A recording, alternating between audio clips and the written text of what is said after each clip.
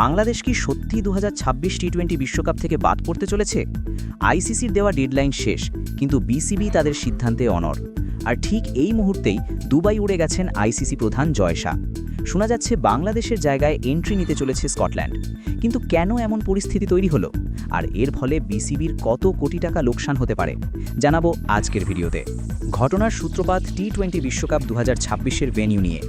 ভারত এবং শ্রীলঙ্কা যৌথভাবে এই টুর্নামেন্ট আয়োজন করছে, কিন্তু বাংলাদেশ ক্রিকেট বোর্ড স্পষ্ট জানিয়ে দিয়েছে নিরাপত্তার কারণ দেখিয়ে তারা ভারতে কোনো ম্যাচ খেলতে রাজি নয়।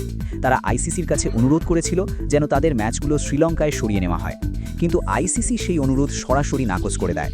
উল্টো বিসিবিকে 24 ঘন্টার আলটিমেটাম দেওয়া হয়েছিল, হয় ভারতে খেলতে রাজি হও, না হয় টুর্নামেন্ট থেকে সরে দাঁড়াও। সেই ডেডলাইন পার হয়ে গেলেও বিসিবি কোনো চূড়ান্ত সিদ্ধান্ত জানায়নি, বরং বিসিবি এবার আরও কড়া পদক্ষেপ নিয়েছে। তারা আইসিসির স্বাধীন ডিসপিউট রেজলিউশন কমিটি বা ডিআরসির কাছে বিচার চেয়েছে।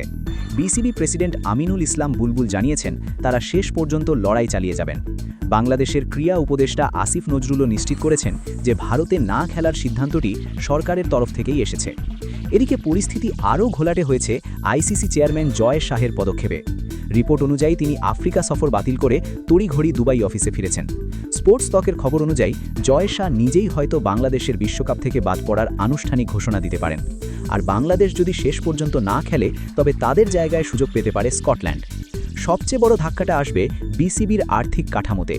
যদি বাংলাদেশ এই বিশ্বকাপে অংশ না নেয়, তবে স্পন্সরশিপ, ব্রডকাস্ট রেভিনিউ এবং প্রাইজ মানি মিলিয়ে প্রায় 240 কোটি রুপির বিশাল ক্ষতির মুখে পড়বে বোর্ড, যা তাদের বার্ষিক আয়ের প্রায় 60%। তাহলে এখন প্রশ্ন হলো, আইসিসি কি শেষ পর্যন্ত বিসিবির দাবি মেনে নেবে, নাকি জয় শাহের কলমেই নিশ্চিত হবে স্কটল্যান্ডের বিশ্বকাপ যাত্রা? আপনাদের কি মনে হয়, বাংলাদেশের কি ভারতে গিয়ে খেলা উচিত? কমেন্টে অবশ্যই জানান। ক্রিকেটের এমন সব ব্রেকিং আপডেটের জন্য সাবস্ক্রাইব করতে ভুলবেন না। দেখা হচ্ছে পরের ভিডিওতে।